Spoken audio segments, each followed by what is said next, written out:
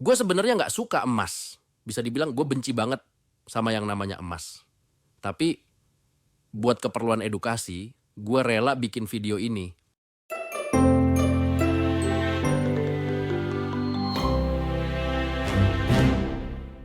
Halo, saya Anton, pembelajar kripto yang sudah tidak muda lagi. Hari ini kita ngobrol santai tapi panjang. Bitcoin versus emas. Kenapa dibandingkan? Karena banyak orang nyebut Bitcoin itu emas digital. Tapi, bener nggak sih? Apa persamaannya? Apa bedanya? Dan kalau kamu harus milih satu, mana yang lebih cocok buat masa depan? Kita bakal kupas ini dari segala sisi. Siapin kopi atau teh, duduk santai karena kita bakal ngobrol lama. Sekarang, kita bahas emas dulu ya bro. Waktu Mesir kuno masih berdiri, saat orang belum tahu apa itu listrik, komputer, atau internet, emas udah jadi rebutan.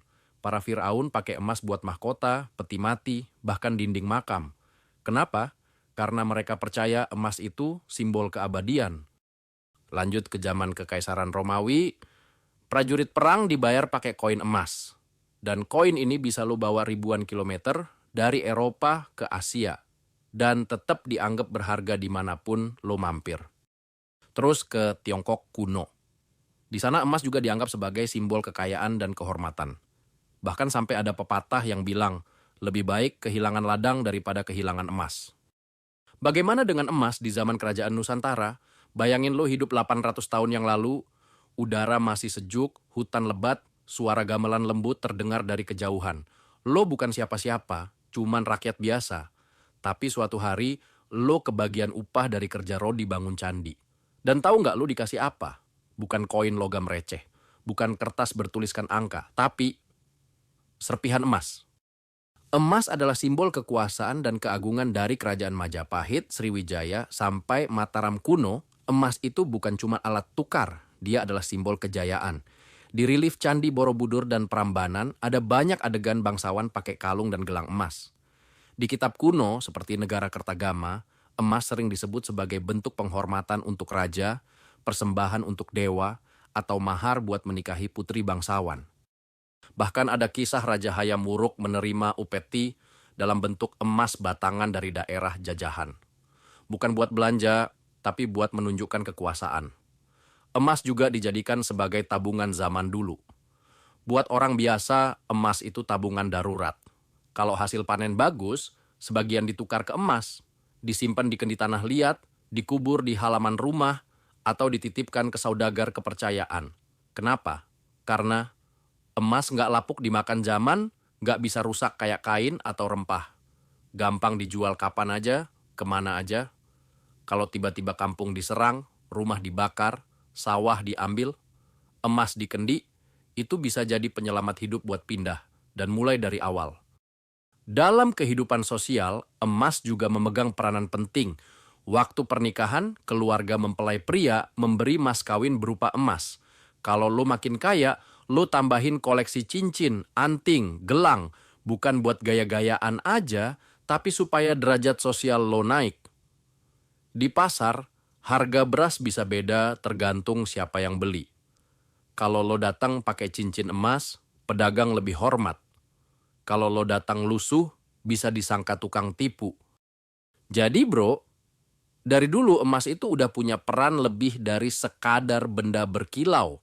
Dia itu bukti kepercayaan, baik di istana raja, pasar rakyat, sampai upacara keagamaan. Dan sampai sekarang, orang tua kita masih bilang, kalau punya uang lebih, beliin emas aja, nggak bakal rugi. Karena di memori kolektif bangsa ini, emas itu identik dengan aman, berharga, dan dihormati. Sekarang, kita hidup di era digital. Tapi coba lo tanya ke orang tua lo, atau ke siapapun yang pengen simpen harta. Kalau punya uang lebih, lo simpen di mana? Jawaban paling sering, emas. Kenapa begitu? Karena emas itu langka, lo nggak bisa nyetak emas kayak nyetak uang. Dia juga indah dan nggak gampang rusak, nggak luntur, nggak karatan, nggak musnah walau dimakan waktu. Dan yang paling penting, selama ribuan tahun, orang tetap percaya sama nilai emas. Itulah kenapa bank sentral di seluruh dunia termasuk di Indonesia, nyimpen cadangan emas di brankas bawah tanah. Buat apa? Buat jaga-jaga kalau krisis datang. Karena emas itu kayak pelampung. Kalau semuanya tenggelam, emas tetap bisa ngapung. Lo bisa lihat buktinya waktu krisis ekonomi. Misalnya tahun 1998 atau 2008, orang-orang panik, harga saham rontok, nilai uang anjlok, tapi harga emas malah naik. Karena semua orang buru-buru lari ke emas, dianggap safe haven alias tempat aman. Jadi jangan heran kalau sampai sekarang meskipun kita udah hidup di dunia penuh token, app, dan koin digital, emas masih tetap eksis. Karena dia bukan cuma logam. Dia adalah simbol kepercayaan yang bertahan lintas generasi. Berikutnya, ayo kita gali mengenai Bitcoin. Coba lo bayangin suatu hari lo bangun tidur, lalu baca berita di HP. Bank sentral mencetak uang triliunan buat bantu ekonomi. Kedengerannya bagus, tapi ada satu masalah. Kalau uang bisa dicetak seenaknya, nilai uang lo lama-lama jadi kayak permen karet. Makin dikunyah, makin hambar. Nah, disinilah muncul Bitcoin. Waktu pertama kali dikenalin tahun 2009, orang mikir, ini apaan sih? Duit nggak ada bentuknya, nggak disimpan di bank, gila kali ya? Tapi pelan-pelan, orang mulai sadar. Bitcoin tuh kayak lawan tandingnya sistem lama. Nggak ada bank sentral, nggak ada percetakan uang, nggak bisa disuruh naik turun seenaknya kayak suku bunga. Karena jumlahnya dibatasi cuma 21 juta koin. Titik. Nggak bisa ditambah walau dunia panik, nggak bisa diubah walau presiden ganti. Lo bisa ibaratkan kayak tambang emas yang udah dikunci jumlahnya dari awal, dan kuncinya dibuang ke laut. Dan buat dapetin Bitcoin, lo harus menambang pakai komputer super canggih. Prosesnya nggak gampang, butuh waktu, listrik, dan modal. Sama kayak gali emas beneran. Butuh alat berat, keringat, dan kerja keras. Makanya orang nyebut Bitcoin itu emas versi digital. Karena sama-sama langka, sama-sama nggak gampang dipalsu, sama-sama dipakai buat lindung nilai. Contohnya, waktu krisis ekonomi menyerang Turki, Lebanon, Venezuela, banyak orang lari ke Bitcoin. Karena uang mereka anjlok nilainya, tapi Bitcoin tetap bisa disimpan, dikirim ke luar negeri, atau ditukar kapan aja. Dan yang lebih gokil, lo bisa simpen Bitcoin di kantong celana dalam bentuk flash disk atau aplikasi. Coba deh simpen emas batangan 5 kilo di saku lo, bisa jadi lo ditangkap satpam duluan. Jadi kalau emas itu harta karun nenek moyang, Bitcoin itu harta karun zaman now. Beda bentuk tapi punya nilai yang makin dipercaya. Jadi bro, emas dan Bitcoin sama-sama berharga. Dua aset ini berbeda, tapi serupa rasa. Lo pernah nggak duduk di warung kopi sore-sore sambil dengerin orang tua ngobrol soal emas batangan, dan di meja sebelah anak muda lagi bahas Bitcoin? Dua generasi beda, dua dunia beda, tapi ujung-ujungnya mereka ngomongin hal yang sama. Cara nyimpen nilai hidup. Kenapa bisa begitu? Karena meskipun kelihatan beda, emas dan Bitcoin punya banyak persamaan. 1. Sama-sama langka. Itu. Emas. Lo bisa gali tanah seumur hidup, belum tentu nemu emas. Karena emas itu terbatas dan tambangnya makin hari makin dalam. Bitcoin. Nggak bisa dicetak seenaknya. Jumlah maksimalnya udah dipatok dari awal. 21 juta koin. Nggak peduli lo presiden, menteri keuangan, atau bos tambang, lo nggak bisa bikin Bitcoin tambahan. Kayak ada hukum alam digital yang bilang, segini aja cukup. Sisanya lu harus usaha. 2. Sama-sama. Jadi penyimpan nilai, store of value. Lu pernah lihat orang beli es teh pakai emas? Atau ada yang bayar ojek online pakai kalung? Nggak kan? Karena emas bukan buat transaksi harian. Emas itu kayak tabungan jangka panjang. Dan sekarang, Bitcoin juga perlahan diperlakukan begitu. Orang nggak beli Bitcoin buat beli gorengan. Mereka beli Bitcoin buat simpan nilai, kayak beli tanah atau emas batangan. Nggak heran, di dompet digital, Bitcoin kadang dikasih label. Digital gold. 3. Sama-sama. Jadi pelarian saat krisis, hedge. Waktu ekonomi gonjang-ganjing, harga barang naik, mata uang anjlok, orang panik. Mereka cari pelampung yang nggak bisa bocor. Dulu lari ke emas. Sekarang makin banyak yang lari ke Bitcoin. Contohnya, di Turki waktu inflasi meledak, Bitcoin diburu habis-habisan. Di Nigeria, saat bank nahan akses, rakyat cari jalan lewat kripto. Di Amerika banyak hedge fund gede mulai masukin Bitcoin ke portofolio. Karena baik emas maupun Bitcoin itu bukan milik negara. Nilainya nggak bisa diatur seenaknya. 4. Nggak butuh pihak ketiga. Emas. Lo bisa simpen di rumah, di lemari, di dalam tanah kalau perlu. Nggak ada yang bisa blokir emas lo. Bitcoin bisa disimpan di wallet pribadi. Nggak butuh bank, nggak butuh izin. Kalau lo hafal seed phrase-nya, lo bisa pindah ke ujung dunia pun tetap punya akses. Pernah ada kisah nyata, orang bawa Bitcoin senilai miliaran rupiah, cukup lewat otaknya doang. Nggak ketahuan di bandara, nggak bisa dirampok, nggak bisa dibekukan. Kesimpulan, Bitcoin bukan emas, tapi dia punya banyak sifat emas, cuma dalam bentuk digital. Sama-sama langka, sama-sama dijaga, sama-sama bikin kita tidur lebih tenang waktu dunia lagi goyang. Lo tinggal pilih, mau simpan masa depan lo di bawah kasur atau di dompet digital. Sekarang kita bahas perbedaan besar antara Bitcoin versus emas. Dua-duanya aset berharga, tapi ibarat kuda versus motor sport, sama-sama bisa bawa lo ke tujuan, tapi cara kerjanya beda. Perbedaan pertama, fisik versus digital. Emas itu nyata, bisa lo pegang, lo lihat kilaunya, lo rasain beratnya. Dari zaman nenek moyang, emas dipakai buat mas kawin, perhiasan, bahkan alat tukar. Bitcoin cuma angka di layar. Nggak bisa dicium, nggak bisa dicairin bentuk logam. Tapi jangan remehkan angka digital. Sama kayak rekening tabungan lo. Uangnya nggak kelihatan, tapi lo percaya kan nilainya. Bayangin zaman dulu orang simpan uang di bawah bantal. Sekarang, orang simpan Bitcoin di dompet digital. Perbedaan kedua adalah sejarahnya. Emas udah ada dari ribuan tahun lalu, dipakai oleh Raja Tut di Mesir, Maharaja India, dan Kerajaan Majapahit. Sementara Bitcoin baru muncul 2009, masih seumur anak SMP. Tapi dalam waktu singkat, udah masuk ke radar investor global, bahkan jadi bahan debat presiden. Kalau emas itu kakek bijak yang tenang, Bitcoin itu anak muda yang ambisius, bawa perubahan. Perbedaan ketiga adalah volatilitasnya. Lo pernah lihat harga emas naik 30% dalam sehari? Nggak pernah kan? Karena emas itu stabil, geraknya lambat, tapi pasti. Bitcoin, hari ini bisa naik 10%, besok bisa turun 15%. Kayak naik roller coaster. Makanya, kalau mau punya Bitcoin, jangan cuma lihat harga tiap hari, tapi lihat potensinya 5-10 tahun ke depan.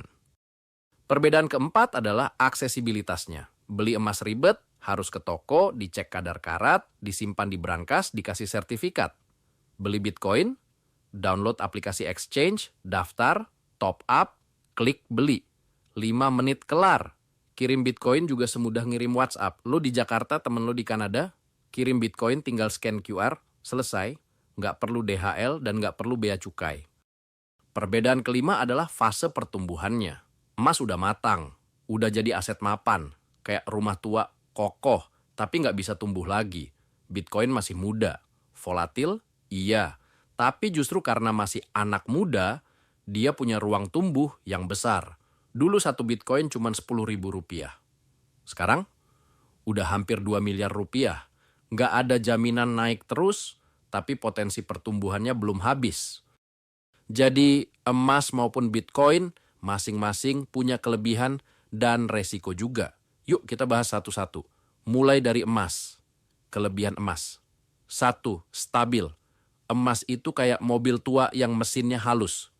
Jalannya pelan, tapi jarang mogok.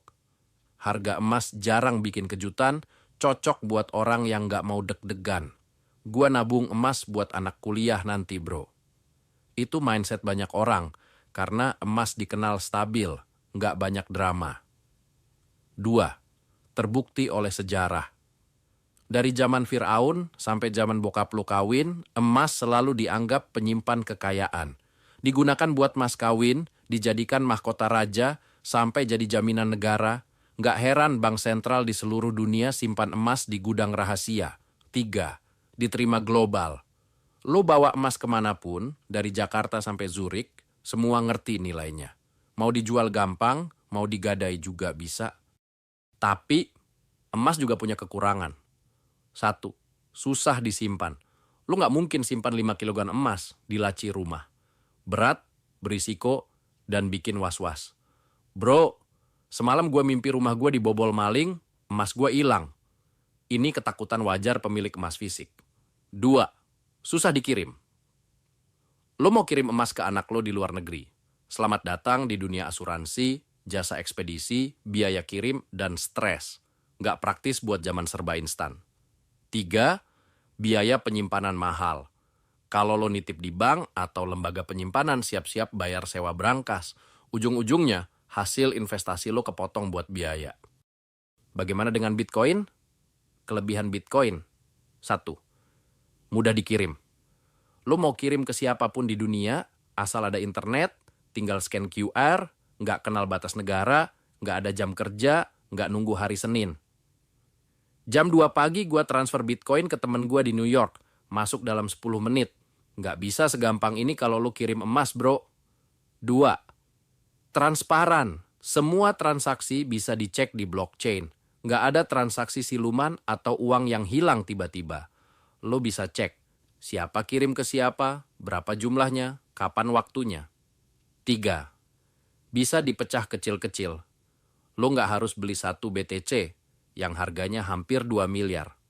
Lo bisa mulai dari Rp10.000, bahkan kurang. Ibarat beli permen sebungkus, lo udah bisa mulai punya aset digital. Tapi, Bitcoin juga punya risiko, bro. 1. Harganya liar. Hari ini naik 15%, besok turun 20%. Kalau lo nggak siap mental, bisa stres ngelihat grafik. Beda banget sama emas yang tenang, kayak kakek-kakek main catur di taman. 2. Teknologi masih muda. Blockchain, wallet, private key, seed phrase, semua ini masih asing buat banyak orang. Dan karena masih baru, kadang muncul bug, celah keamanan, atau aturan yang berubah-ubah. Lo harus belajar dulu, jangan asal ikut-ikutan. 3. Tergantung adopsi masa depan. Bitcoin bisa jadi besar kalau makin banyak orang percaya dan pakai. Kalau enggak, bisa mandek. Tapi ingat, internet dulu juga diragukan. Sekarang jadi kebutuhan hidup. Kesimpulan, lo mau yang konservatif, mapan, dan stabil. Emas cocok. Lo siap belajar, pengen fleksibel, dan ambil peluang masa depan? Bitcoin bisa jadi pilihan, tapi nggak harus pilih salah satu kok. Banyak orang sekarang pegang dua-duanya buat diversifikasi. Karena di dunia yang nggak pasti ini, kombinasi kuda tua plus motorsport bisa jadi strategi yang aman sekaligus punya potensi. Jadi, siapa yang lebih kuat, emas atau Bitcoin? Jawabannya, nggak harus pilih satu. Banyak investor sekarang justru pegang dua-duanya. Emas buat kestabilan, Bitcoin buat pertumbuhan. Saya sendiri, saya senang belajar dua-duanya. Saya senang mengajak kamu ikut belajar karena yang penting bukan cuma investasinya, tapi pemahamanmu soal dunia yang berubah. Saya Anton. Terima kasih udah dengerin obrolan panjang ini. Jangan lupa tonton video berikutnya di playlist saya dan klik subscribe biar kita bisa lanjut bareng ke topik berikutnya, Bitcoin versus properti. Mana investasi masa depan?